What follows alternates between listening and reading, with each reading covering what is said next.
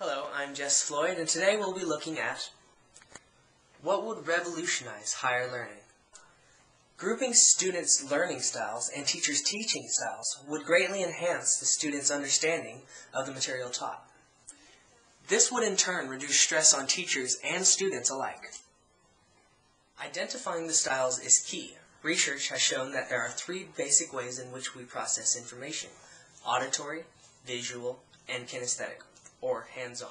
Thank you so much for considering our college to further your education. Could you tell me a little bit about your particular learning style? Auditory. Could you just explain this to me, please?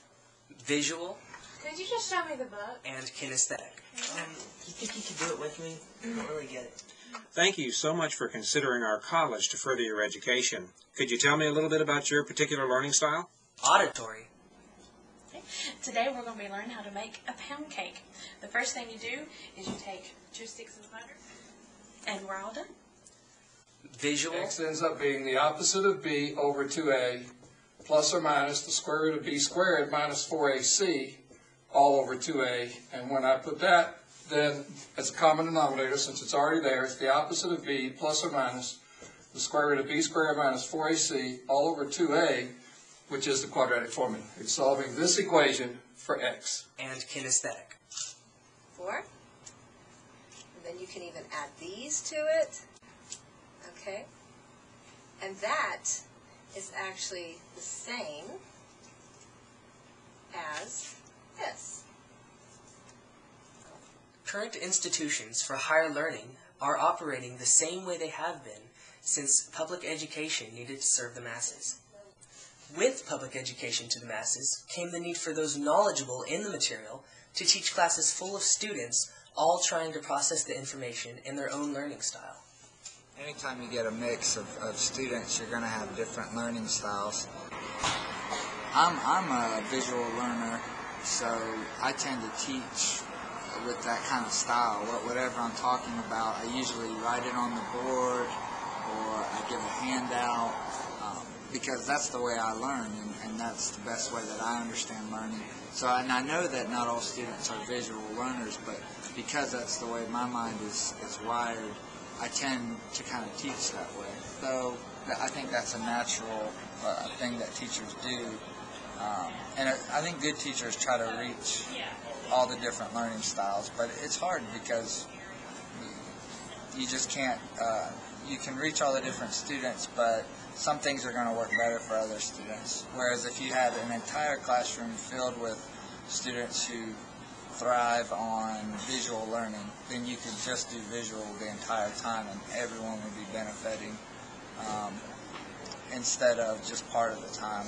So, Education in the 1800s was in a tutored or mentored relationship to obtain knowledge on a subject or an apprenticeship for a trade.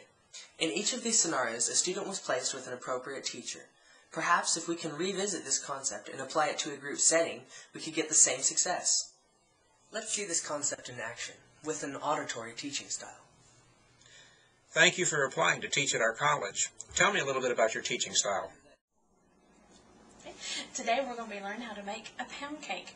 The first thing you do is you take 2 sticks of butter and a half a cup of butter flavor shortening, and you cream them together.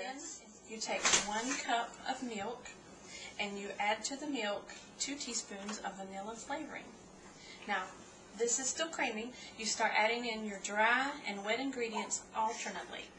You start with dry and you end with dry. And as it's mixing, you'll notice that it has a very thick consistency. When it turns nice and thick and shiny, it's finished and ready to go into the pan. And you bake it for 2 hours on 320. And we're all done. Okay, I got this.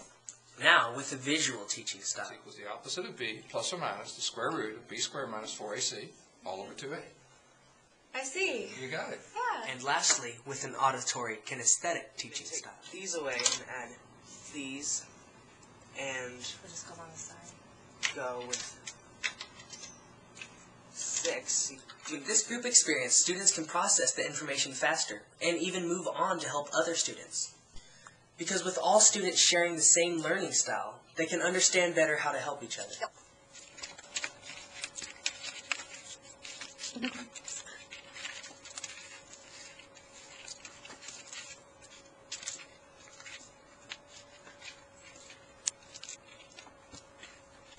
now you get a glimpse at how revolutionary this method could be in higher learning institutions, while still serving to the masses. Probably in less time, with less frustration, resulting in more learning. Perhaps in turn, this could even revolutionize the length of study, since they're getting it faster, resulting in lower tuition and student debt, to enter the job field sooner, making that higher learning education really pay off. All right. Well, I'm glad that we've had this time together. I think we've had a great interview, and I just want you to know that you're hired. Thank you. You're welcome. Look forward to seeing how that you're going to revolutionize education in the future. Thank you for your time. This is one effective way to revolutionize higher learning.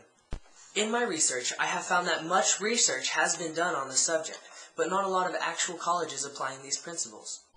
After watching this video, perhaps someone will take this concept to the next level. I'd also like to thank College Plus for the opportunity to make this video.